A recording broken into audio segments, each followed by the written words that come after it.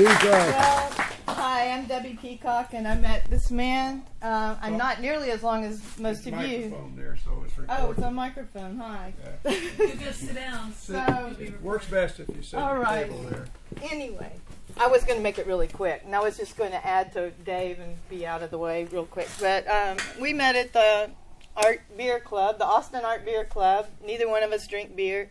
But that's where we met, and a lot of the cowboy action guys come there, and that's how I met him. What a guy. I mean, oh my God. So funny. And all his volunteer work that he does.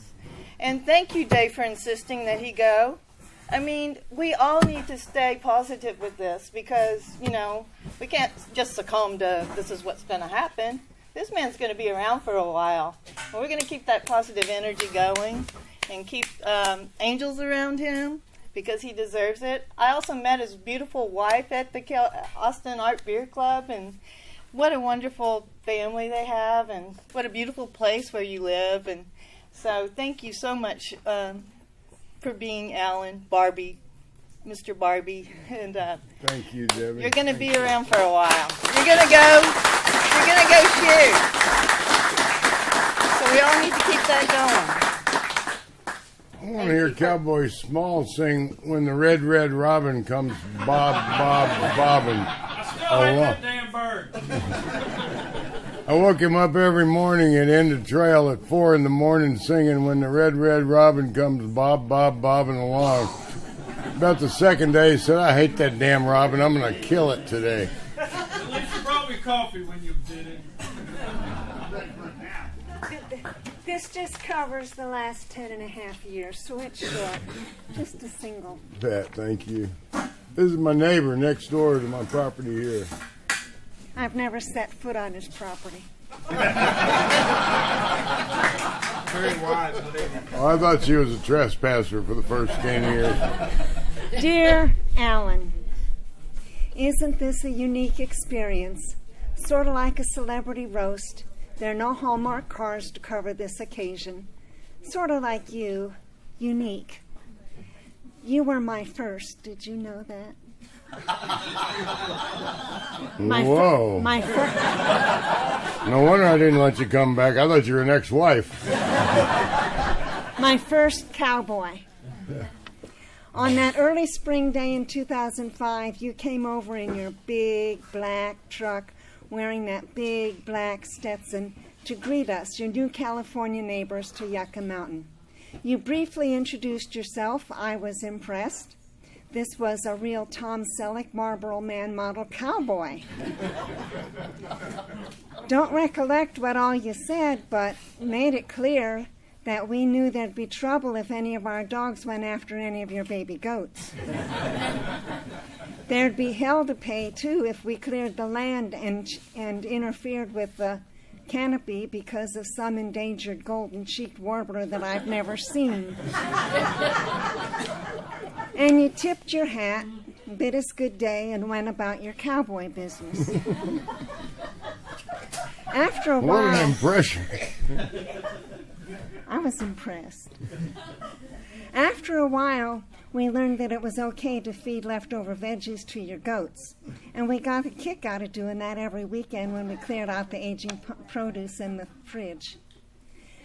Never saw you much after that. But word traveled fast when Chuck shot the rattler in the back of my property late one night. It was hardly 9 o'clock the next morning, and you wanted to see the snake and talked me into giving it to you for a hat band. The big, black, scary cowboy hat wasn't enough. It needed a rattler hat band. Didn't that beat all? Cowboys are a strange bunch, I thought. I was thinking Californians are strange neighbors. But then I happened to turn onto the hill right behind you one recent morning, and you had stopped your big black truck and were gently relocating a red-eared box turtle to one side of the road. Cowboys do that? This cowboy did, and I was impressed again. Well, Tom Selleck, Marlboro Man look-alike, I don't know where you'll be relocating to, but it's been interesting having you more or less next door. I've honored your admonition to not bother your goats and to denude the countryside, and you will be missed.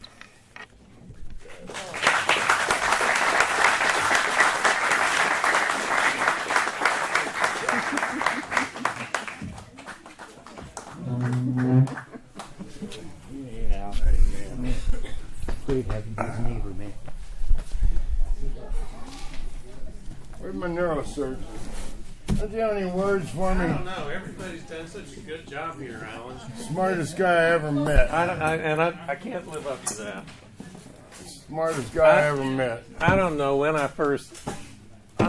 really don't know when I first met Alan. It was probably in Lamar High School. At the beach, man, when I But got saved by the strangler. We became friends when he and I started surfing together, and he was a hell of a good surfer. I think everybody ought to know. Neither one of us has surfed in years and years and years, but Alan was a good surfer. And Duffin was a good surfer. Amos was a good surfer. We used to go to the shittiest places in California you ever saw in your life. Just the most god-awful flop houses and stuff. I'd save up $150, and $150 would keep me, everybody probably did the same thing, for probably 3 weeks in California, something like that. We'd earn a bunch of money, just enough to get by, and when the money ran out, we'd go back to Houston. We were 16 years old. I can't believe our parents let us do this shit. Anyway, speaking of parents, well, one more thing. Alan was a risk taker.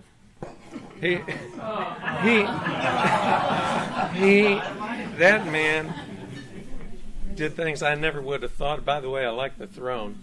He's not sitting in it.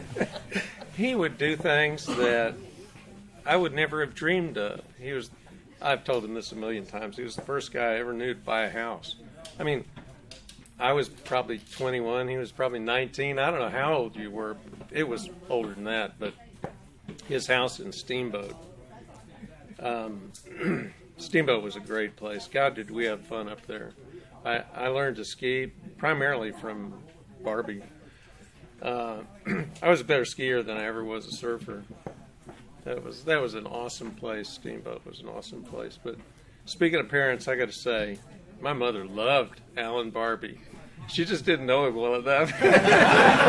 She didn't know what kind of stuff he would get us into, or the kind of fun we used to have. So, and my sister too. Man, what's Alan doing?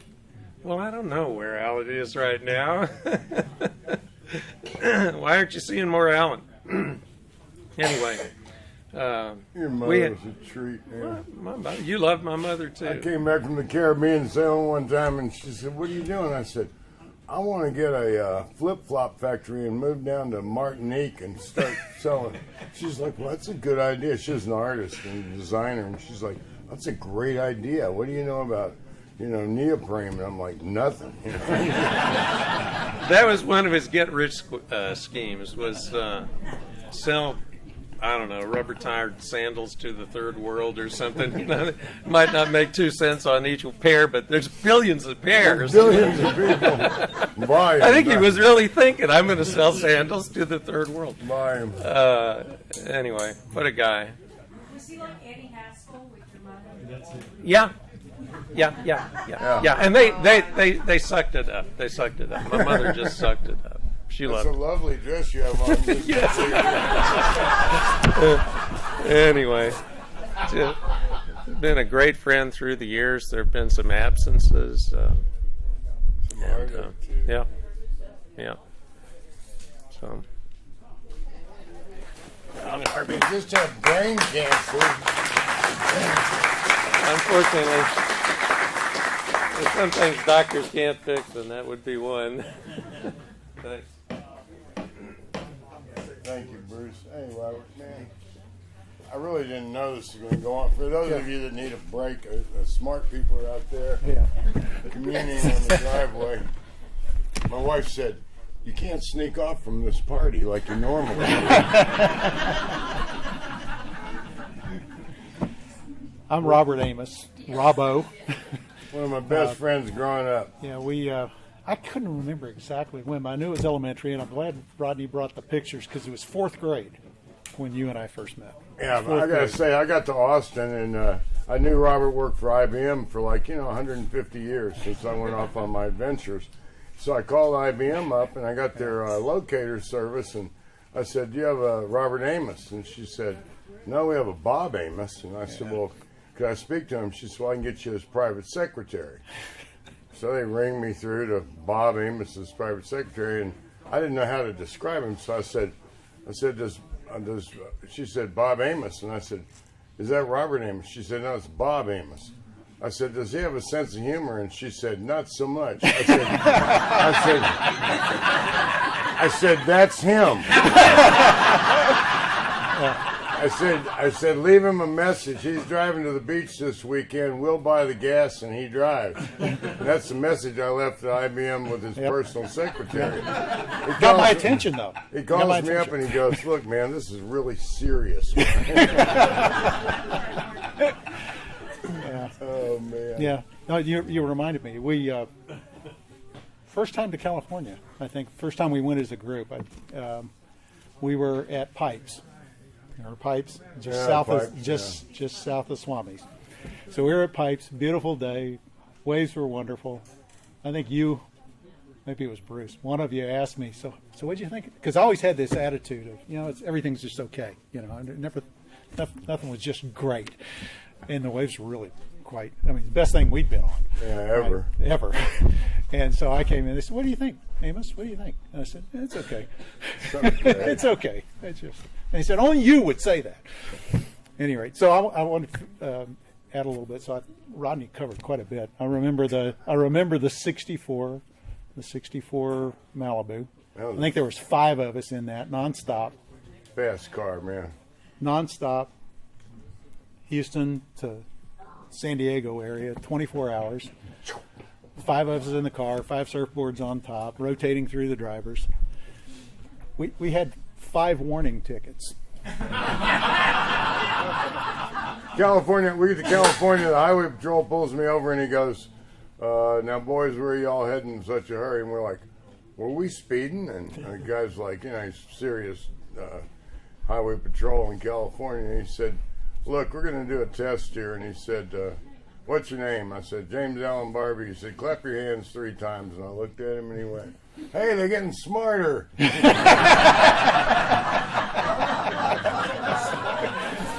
We got stopped in Arizona.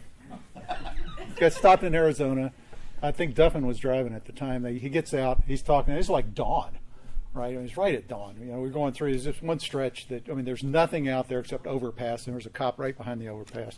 I don't know. Duffin was doing like 85 or something through there. The cop pulls him over and says, they get out and start talking. And Rodney gets back in the car after they had a conversation. We said, well, what happened? He said, I don't know. We started talking about dove hunting, and he said, you guys must be nice guys, so we'll just let you go this time. We'll warn you. I'll tell you what, you need to talk to cops because I have talked my way out of more tickets that I deserve to get them. The Steamboat Springs story that I've got, I came up to visit Alan. Alan invited me. I was going to stay at his house. Alan was like was said earlier, was kind of the Colorado connection for Jay Rich to kind of get the guys that were coming up on his trips and getting them into the rooms and getting them situated and getting equipment one place and another. I'd been visiting and been skiing in Steamboat, and he said, well, you can either stay here and ski or you can go with me down to Vail. So I went down to Vail. I'll leave some of those stories alone, but the one story was I met my wife Brenda when on that trip. Later, Alan was best man at my wedding. I don't know if you remember that or not, but I think he was more scared than I was. I was drinking a little, but I do remember it. Any rate, I just wanted to add a little bit to those. Rodney covered most of it, but man, good times growing sure up. Happy to have good you times here, growing up. Good seeing you.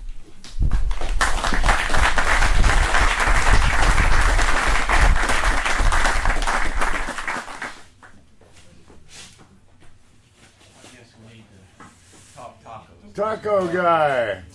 How many we made now? 50,000? 50,000. When do we finish? How many do we have to make? We just keep going. Herman, you want to come up here? Where's Herman? There you go. Anybody else here? Tom? Ed? Where's Ed? Yeah, get up here. Get up here, Ed. But I won't tell anybody you're a deacon at the church. I'm going to tell you all a little something about Alan Barbee that probably you don't know. I met Alan Barbee probably 4 months before 9/11, and this was at our church, and we were starting up. The minister was just starting up a prayer group, and what was the name of it? Renovari. And Lutheran group, a lot of paperwork those Germans believe in. So hate reports and meetings. We showed up and did that for about 3 or 4 months. We did a little prayer and mostly talking. As soon as Alan showed up, we forgot the prayer and we just all started talking. Imagine that. But anyway, so the minister wanted us to start some activity, and he wanted us to buy diapers for babies, and we talked about it, and we said, we can't do this. No, we're gonna make tacos for the poor people who show up here at church. We had a Loaves and Fishes program on Tuesday morning, and people would show up that are down on their luck and they need a helping hand. So that's what we would do, and we handed out. We started tacos, and we're still doing it today. 50,000 of them. We did the math the other night. But one of the things that we did with these tacos, we had a little prayer room off to the side, and these people that would come for help were brokenhearted. They were down on their luck. They were either out of a job, or one of their kids were sick, or they had a major ailment. And oh my God, the ability of Mr. Barbee to reach out to these people and to show empathy for them was beyond anything that I had ever experienced or seen. No, they just had bad marketing. Because the reason I got to run a prayer room, and which is in itself ironic, is, well, being raised a Baptist, I knew a little about the Bible, which I didn't believe in at the time, but nobody went to the prayer room. And so they said, Alan, you want to take over the prayer room? Because, I didn't have anything to do, just sit there by myself. So I would go into the General Assembly Hall, and I'd say, anybody in here have drug and alcohol problems? Well, of course, nobody raises their hand. So I'd say, okay, well, anybody in here knows somebody with a drug and alcohol problem? I said, well, y'all come on in the prayer room. So we got the prayer room full pretty quick, and it was a great experience being there those years. And so I got all the drug and alcohol people. We had these little blue-haired ladies, and they'd say, Alan, we have one of these crack people over here. Can you help? Like, crack people, and the guy he'd have like a knife in his waistband, and I'd be like, can we put the knife in the parking lot? And crack. I'm sorry, I interrupted. I'm good at interrupting. No, that's all right. I just got one more thing to say, and I'll turn it over to these guys. But there's a country western song, and some of you may have heard it. But one of the guy runs his car off the road out in the middle of nowhere, and then it goes on. And anyway, but it ends, and the last line is, he just comes out and he shows up with his big old heart. And that reminds me so much of you, Alan.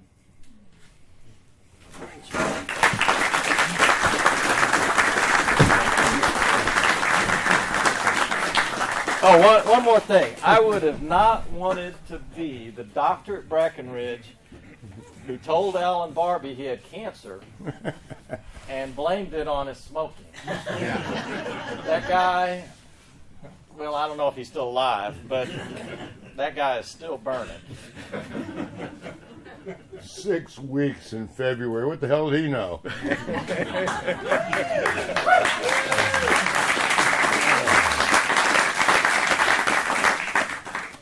Thanks, Ken. Thanks. Well, Alan, I'm Ed, by the way, and Alan has a unique way of blending his true natural self in a way that makes our little group really appreciate what he has to offer us. And that is an example. We're just learning how to do this breakfast taco deal, and Alan is beginning the cooking, and we got a little secret family recipe we inherited from Ken. And so part of it is raw sausage, you know, these nasty rolls of sausage. Well, so we're at Alan's house, and Alan's trying to figure out how the best way to get this sausage cooked. So he reaches up, one of his blenders from Steamboat Springs is up there, all dusty. It's a big sucker. So he dumps all this raw sausage in this blender. Margarita blender. He puts water in it and it goes,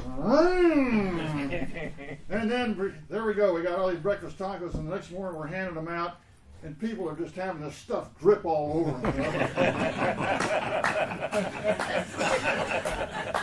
America's Test Kitchen. And then Alan's favorite story that he tells, I just love to hear it, when he was in Steamboat Springs, it seems like he was making a night of it with one of his buddies. And right next door was a Catholic church. Is that right, Alan? Right behind my house. Right behind his house. And the music was going, right? Early morning hours on Sunday. Huey Lewis and the News, we were rocking out about 5 in the morning still. And then what happens? A knock on your door? And an alkalite with a candle snuffer standing there and goes, Father Tom asked if you could turn the music down for a couple of hours.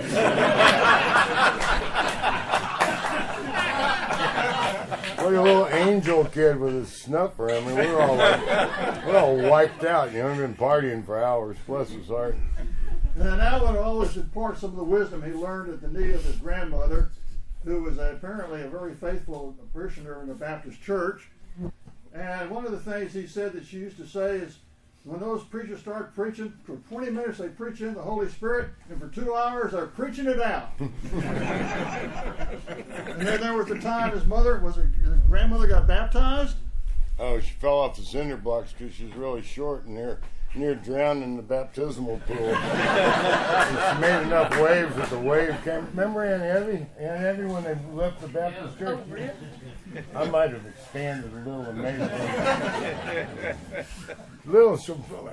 maybe 5 feet, and then they had these cinder blocks for her to walk on, but she stepped off, went into deep water.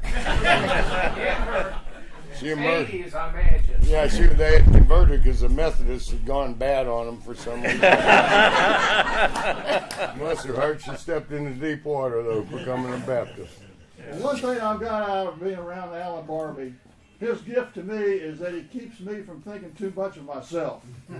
He has a way of bringing everything down to the reality of life. Hi, I'm Alan, and I'm an alcoholic. There's no truer acknowledgement in my little world than somebody who's honest with themselves.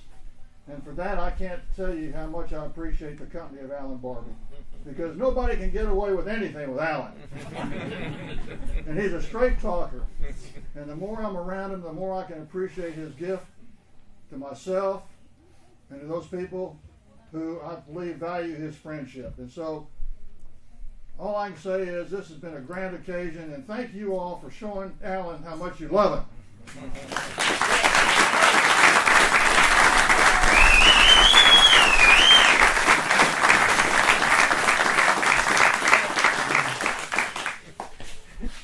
Silent Tom. He's a lawyer. He won't talk unless you pay him.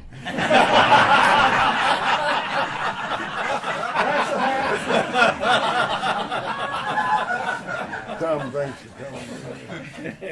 Great to be here.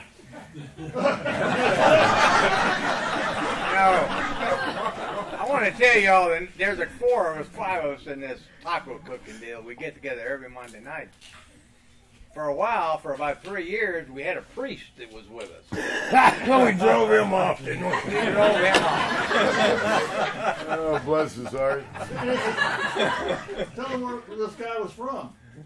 Kenya. Kenya. He's ordained in the Anglican Church of Kenya, and he hooks up with our little group, and he comes over to give us a little pastoral guidance, right? He'd been sent from Kenya to straighten out the Episcopalians in America, which he found impossible to do with our group. So he gave up and moved on. Good guy, really good Christian man. I'm not making fun of him, but we're kind of a hardcore group to be trying to.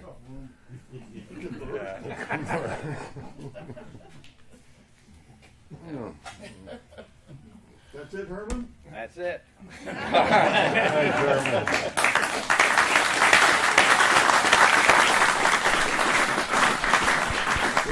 Love you. I love you, man. Thank you. Can I fill in one of the stories that, real quickly, that I think Mark brought up earlier? It's kind of two stories in one, but when Alan was on the city council in Steamboat, and he really didn't like following Steamboat ordinances. So he had a dog. They got a new dog ordinance, and his dog had been in town for years and just roamed at will. And so the dog catcher, was it Dennis? What was the dog catcher's name? Wally. Wally captured his dog and cited Alan. And first thing Alan says, "Why are you citing me? The dog's the one that broke the law." So Alan's on the city council. This is an employee of the city, and he's going. What was his name? Wally. He goes, Wally, a good guy, a really good guy. He goes, "Wally, this is not going to end well for you. You understand that, don't you?" So they go to court, and they walk in, and I use the "you can't teach an old dog new tricks" defense, because I thought, well, the dog was here before the ordinance, and everybody knows. And so the judge said, well, he said, I'm gonna rule in your favor this time, Mr. Barbee, but that dog is not grandfathered in. He said, so do not come back to court with a "you can't teach the old dog new tricks" defense. So every time I went back with the dog, because at that point then Wally kind of took a dislike to me personally and my dog. And you can't teach an old dog new tricks, and she particularly liked garbage, and so she was a problem dog. But at the time I drank a lot and I really didn't care, and didn't have to feed her that much, so I was happy. And she raided people's smokehouses. Oh God. So next time I went to court, the judge says, "What is it this time?" And I had my friend downstairs. She was a Malamute, a husky, and I had about 8 of them, and they all looked almost identical. So I had my friend downstairs with 6 Malamutes on leashes, and he was down on the first floor of the courthouse because you couldn't bring dogs into the courthouse. And Mike Holleran looks over the bench and he goes, "We're not using the 'can't teach an old dog new tricks,' are we?" And I said, "Well, doesn't the plaintiff have to identify the defendant?" And he said, "Well, of course he does." And I said, "Well, I've got these dogs, and I'd like Wally to identify my dog." And Mike said, "Mr. Barbee, you're pushing that a little here." He said, "But get your evidence." And I go, "John, bring up the dogs." And he's bringing them up the courthouse steps up to the second floor, and they come in, all 6 of them, and they looked, I couldn't tell them apart. Poor Wally, he was a really nice guy, retired. For whatever reason, I'd run crossways with this decent old fellow. But nonetheless, my dog needed a defense, and he could not identify the dog. And Mike said, "Case dismissed."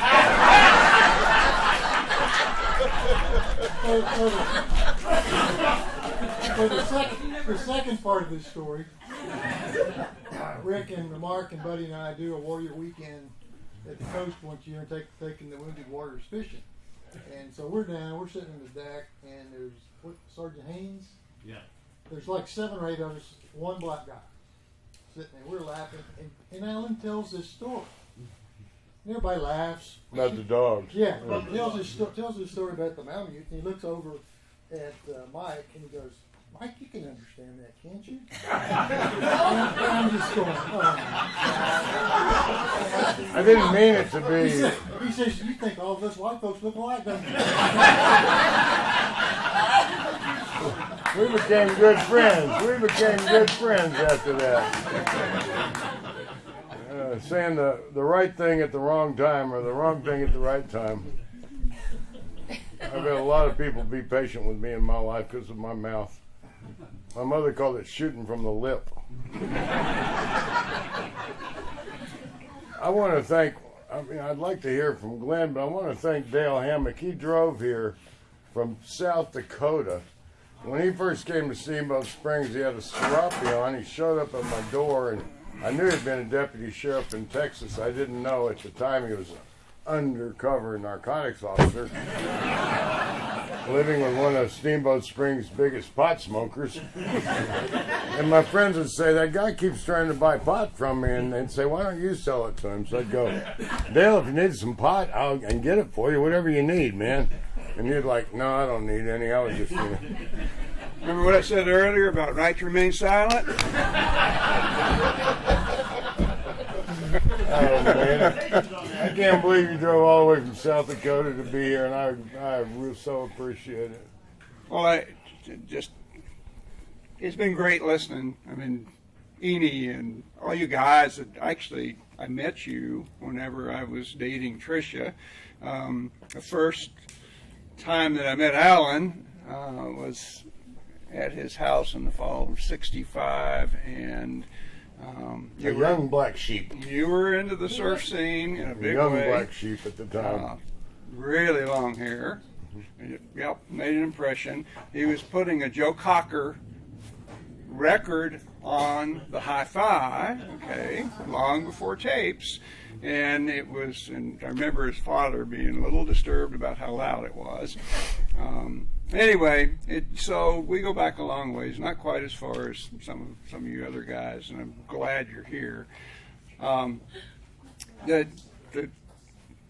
want to be sure everybody knows that Alan was on the city council in Steamboat. So if you do get to Steamboat, try to look around and remember that he sat in a bathtub of Jell-O, and I was there when he did that.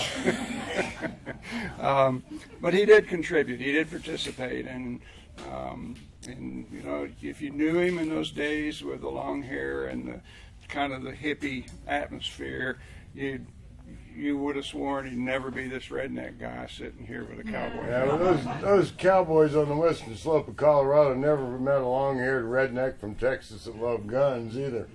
And it took a while to crack through to those cowboys, but I became good friends with guys whose grandfathers had fought Indians just to hold their property. And I had the most respect, like I did for my family in Louisiana, and men that really built that part of the world. And they had neighbors that saw Indians when they were kids riding across the horizon, And yeah, there was a lot of fresh history in that area that we. It was tough being a long-haired redneck back then. It was. The sheriff didn't like him. The sheriff didn't like me, but. The reason the sheriff didn't like him is he threw marijuana seeds in the flower boxes on the courthouse. Yeah, right in front of the jail, and those marijuana plants came up. But the week after I did that, I planted them in the planter boxes in front of the Steamboat Pilot, the newspaper, knowing that, they have a differential in growth rate. And so by the time the Pilot got hold of the news that there was marijuana growing at the courthouse, they had plants coming up in their plants. So they wrote a story about the courthouse having marijuana growing in it, and I sent a letter in saying it looked like the same kind of plants that was growing in. They didn't publish the letter, but they pulled the plants. This is all true. Look where Colorado is taking us. Well, the one thing that I wanted to tell you is that I was very blessed to know his parents, and they did a wonderful job of getting him to church and to being a good Baptist and reading the Bible, or at least knowing about it. And a lot of those characteristics and good upbringing showed up in his life. Maybe not during that real hippie time, but Carlton, you said earlier, knowing that Alan is a believer and knowing that he goes out and shares that with so many people. I mean, really and truly, it just means so much to be able to see somebody who's had their trials up and down, who's watched other people have those trials, me included. He's always been a friend. He's always been there. He's never second guessed. He's just been there and has put forward that hope that we all need to cherish and hang on to. So that's a little bit I want to tell you. I've known him for a lot of years, and I knew his parents and knew them well. And you knew me when they didn't think they could salvage you. Yep.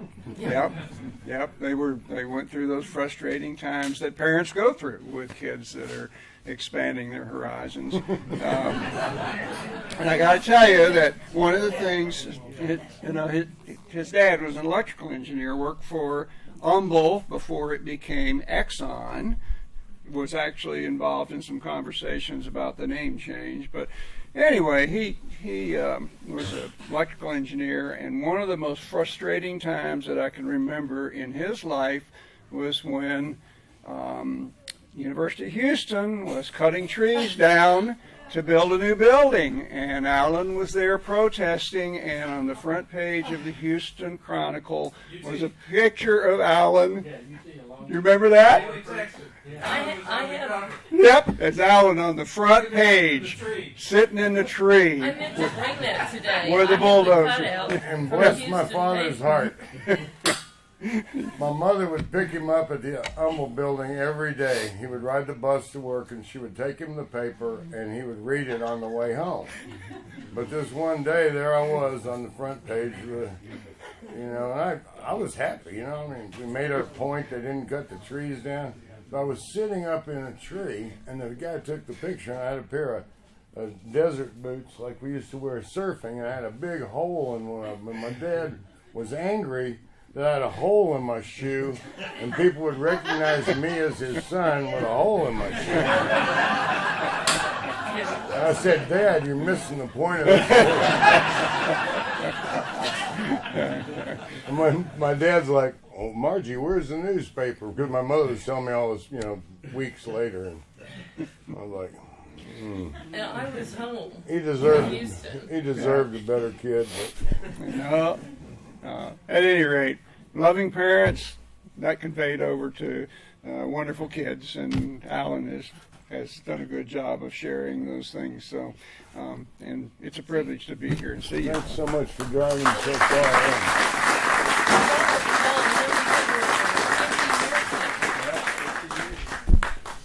It's the Far Ranger. Yep. I just came up here so you could tell me a story. This guy that took pictures of his great-great-grandfather was buried in Oakwood Cemetery, and he said, my great-great-grandfather was a Texas Ranger, and they're going to rededicate his grave. The Texas Rangers are going around rededicating graves. And so I went over there with him, and he had located the grave, and I just felt like I was at home. It was like, it was just peaceful and beautiful and old and sort of creepy all at the same time. And this is after I got my diagnosis with cancer, and I wasn't sure. I was going to be buried in Bunkie. I was going to be cremated and put behind my friend's refrigerator so I'd last forever. In my first will, I was going to be cremated, and I was going to be sent in envelopes to a bunch of people I knew. And I had asked they just dump me behind the refrigerator so I'd live forever, because nobody ever cleans. I just thought it'd be funny after I was gone. But anyway, so Glenn says, well, maybe we can find you a lot here. So we find a lot, and I buy this lot to be buried in. And so Glenn said, well, maybe we got to get some pictures of you. So we take a saddle and a gun. I put on my cowboy clothes. I'm laying on my grave, and these maintenance guys show up, and they go, can we help you all? We're taking I said to the guy, I'm going to be buried here soon. And I said, if you're the maintenance guy, which grave gets better care, the corner lot or the middle? And he said, oh, the corners are always much cleaner. I said, well, you just take care of my spot then. It was a hoot. But you talk about 6 degrees of separation. Now, this was pretty early on in my diagnosis, and I really do have sort of an unorthodox sense of humor. And my wife, bless her heart, is a lot smarter than I am and prettier than I am and everything else, but her sense of humor is different. And she didn't think getting pictures taken at my grave was, she just thought it was a little inappropriate maybe. And so I didn't say much, you know. I realized that I'd kind of pushed the boundaries, and because I was married once before, and I try to know what I'm doing, which I don't, but I try to say yes, dear, more than I want to, and she really is she's just an amazing support and an angel in my life, but nonetheless, so I think, and there's some really nice pictures. Lynn's a good photographer. So the one I particularly liked, I was sitting on his grandfather's grave, and it's just a nice photo. And so I emailed him to Chuck, because Chuck's got a sense of humor. And, you know, and Chuck kept them, and then a few weeks later, Chuck said, I emailed those to your oncologist. And I was going in for chemo, and I met with her, and she said, you know, Alan, she said, you're becoming one of my favorite patients.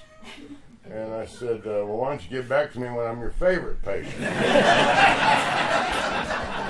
And she, too, is a dear, dear, smart woman, dedicated to just fighting a horrible, horrible plague that I mean, I'm sick, but there are people so much sicker than I am, and I see them once a month on Thursday, and I used to be afraid the first day I went in there, and now I just look forward to going to chemo and living long enough to see some of these people go in remission. And if you don't know anything about breast cancer, it must be as bad as it gets, because it'll metastasize, it'll move all over your body. These women are just heroes to fight breast cancer, in my opinion. So anyway, my doctor says, your friend Chuck Clinton emailed me those photos of you at the cemetery. She said, you got quite a sense of humor. And I really didn't want to, you know, I didn't know, because she deals with a lot of death. And she said, I want to tell you, you made my day. She said, I have a fellow up at the, it wasn't Sloan Kettering, Mayo Clinic, and he said he's a chief of oncology, and he had lost several patients in the last couple of weeks that he liked a lot. And she said, I was telling him about you and those pictures in the cemetery, and she said, we got to laughing about it, and he said, you think that guy would sign a release so we could post those pictures at the Mayo Clinic? And I said, hell, you know, what the, yeah, man, I'll be famous at the Mayo Clinic. It's his fault, because he emailed them, and then my wife was with me that day, and she said, you know, I just don't understand how it works out for you sometimes. Bless her heart. Where's my wife? Where's Karen?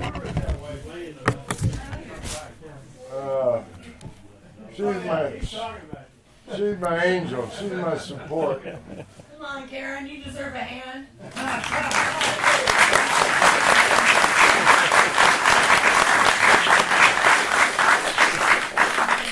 That's my angel. That's my support. She's been standing in the breach with me. You know, when you grow up in Texas, and I really don't mean to prolong this much more, but you can't ever get me to shut up, so whoever's got a gun, shoot me.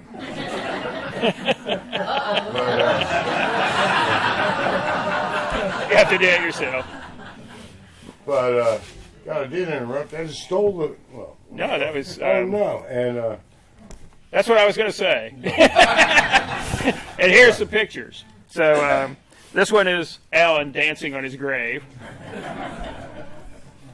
There's Alan with his grandmother's, was it your grandmother's Winchester? Yeah, my great-grandmother's 1873 Winchester.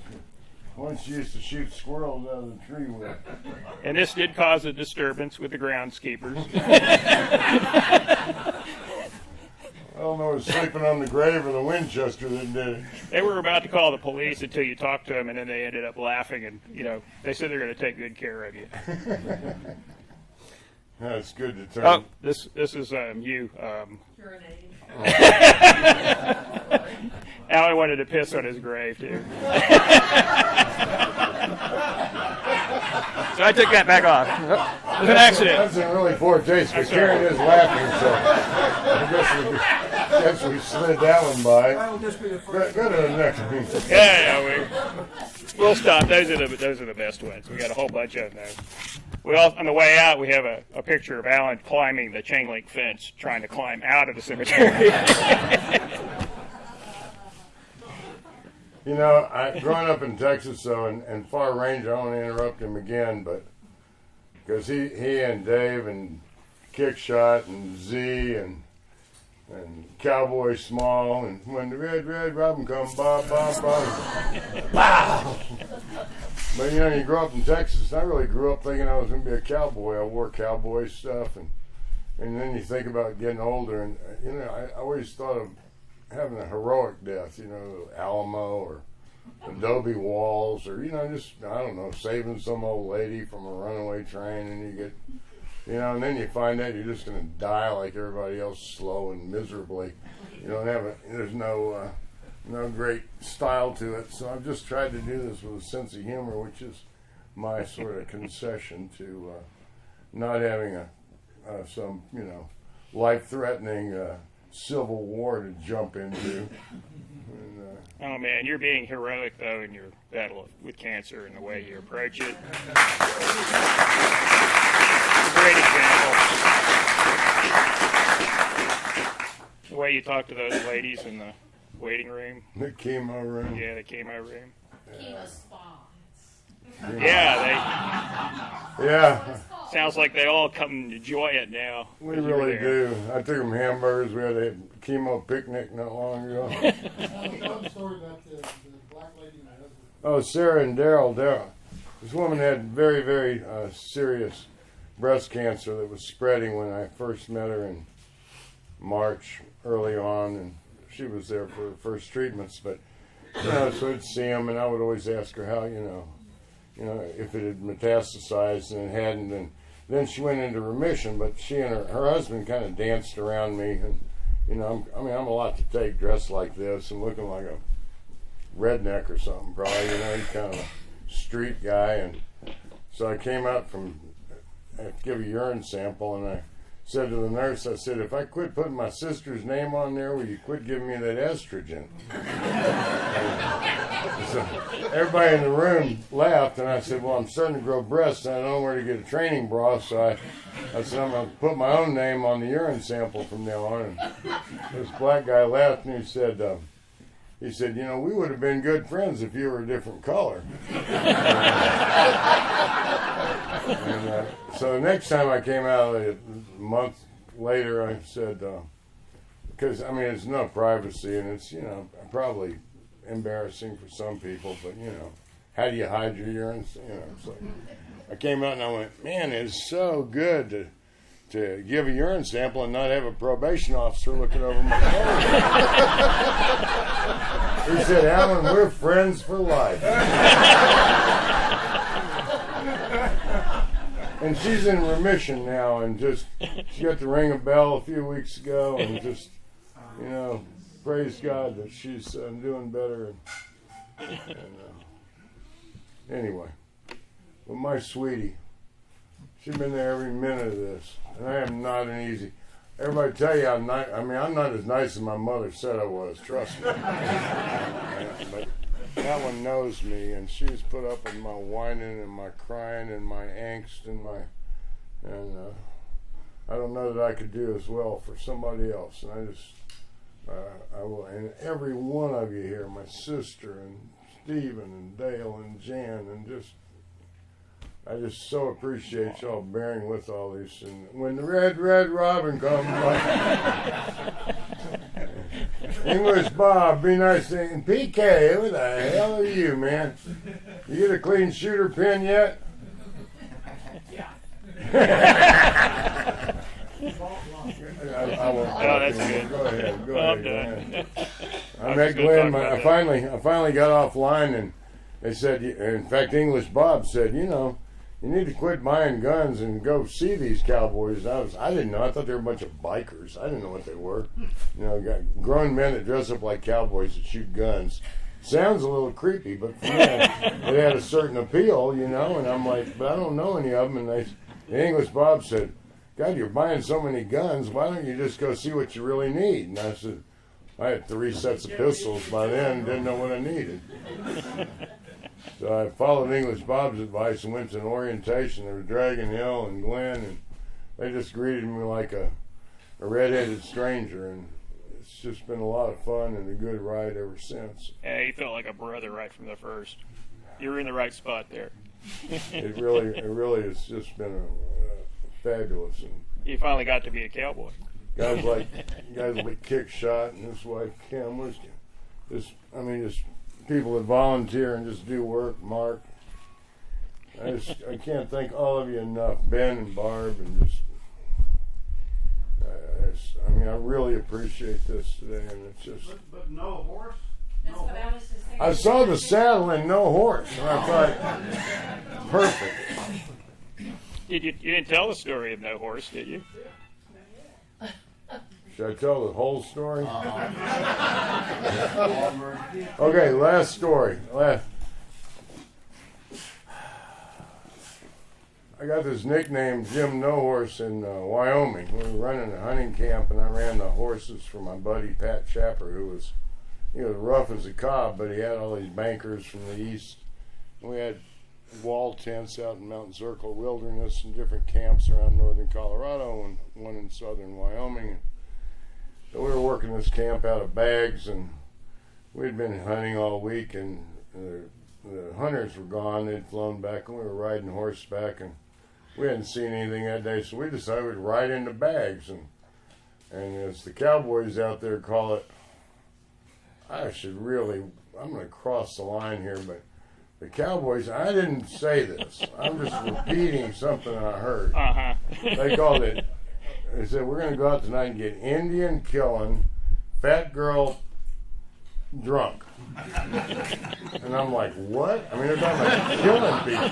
We're going to get so drunk we kill people, don't remember it. And I'm like, or we end up with who knows what. So I'm like, okay. And so we ride into town in bags, and they have hitching rails. We tie up the horses. And we're inside getting drunk, and really drunk, because I used to really drink, and a lot. And about an hour into it, I don't know, we'd done 5 or 10 shots each, and my buddy goes outside, and he comes back in, and he said, Alan, your horse has been stolen. And I'm like, and I had my Model 70 in a scabbard, and I had my saddlebag,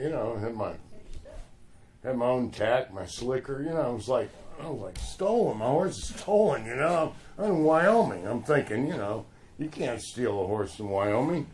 So I called the police. I go, but they had taken my horse around behind the bar and tied it up. So I'm like, and I'm drunk and I'm mad. I got my stuff's gone, my horse is gone, and it's not going to be good, And so they send a cop over to make a report, and I'm like, I've been another shot in them. And my buddy, Pat Chapper, the guy who runs camp, goes out and meets the cop and tells him that the horse is around behind the bar. I don't know it, and he'd like him to make the report. So in comes the cop, and he's in on the joke. And he goes, Mr. Barbee, name, and he said, James Allen Barbee, and, address. And the bar was really quiet, because deputy sheriffs in bars usually get sick. Especially when people are holding drugs and pot, and drunk as skunks. Let me interject real quick. Baggs, Wyoming is an hour and a half from where the courthouse and the sheriff is located, so they had another hour plus to drink before the deputy got there. Is that in Johnson County or Carbon County? Oh, the Carbon County Wars. Yeah. People don't know that stuff, but anyway, we're in real cowboy areas. So the guy goes, and it's just dead silent, like right now. And the cop, he's got on a Sam Brown, and I'm sitting at the table just weaving, and he goes, "Boys, it looks like Jim No Horse done lost his pony."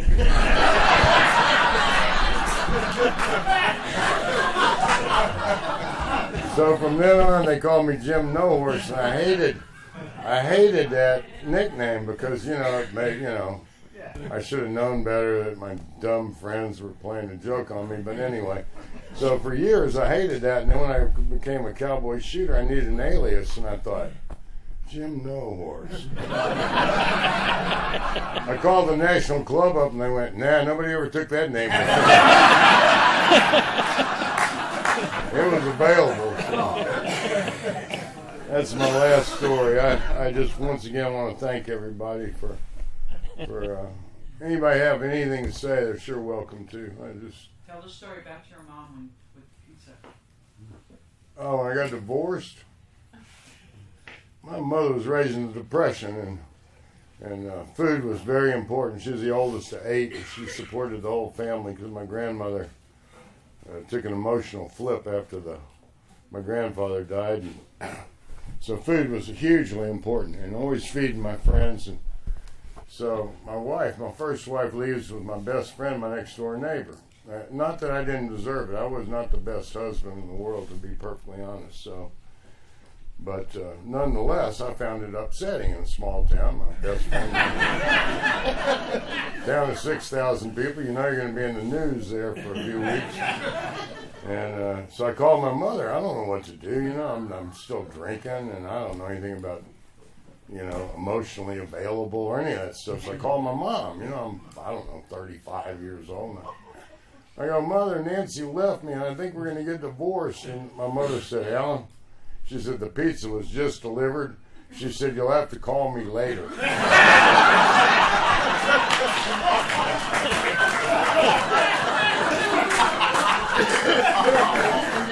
So I come by this sense of humor honestly, and it's really served me well, and it's put me in good stead with a lot of good people. I've crossed all kinds of boundaries by being sort of irreverent, and I don't recommend it for everybody. But, that was the long story of the horse. And one part that was a little rough there. Indian kill. I mean, these guys are serious. Indian killing. I mean, even the thought of it just is creepy. Hey, Glenn, don't I get a handshake? You were just afraid I'd hug you, didn't you? That's right, you're telling this story. Well, I think we ought to kill this performance and get on to eating something. Speaking of eating, hey, you're coming back from California, surfing, heading back towards Texas. We hit the hill country. Here, grab your mic. We hit the hill country, and we pull over underneath an oak tree, and there's a black guy selling barbecue. So I get beef, somebody else gets ribs. Alan decides he's going to get a chicken sandwich. So he orders it. The black guy says, "You want a chicken sandwich?" Alan says, "Well, yeah, I'd like a chicken sandwich." He says, "I'll get you a chicken sandwich." He gets back in the car. He says, "Now I know the difference between a sandwich and a sandwich. They don't take the bones out."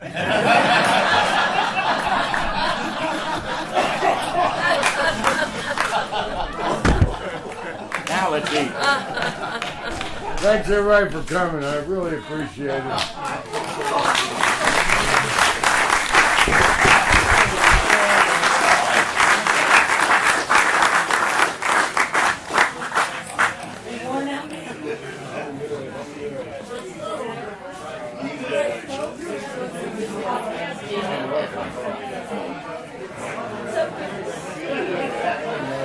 I did not until I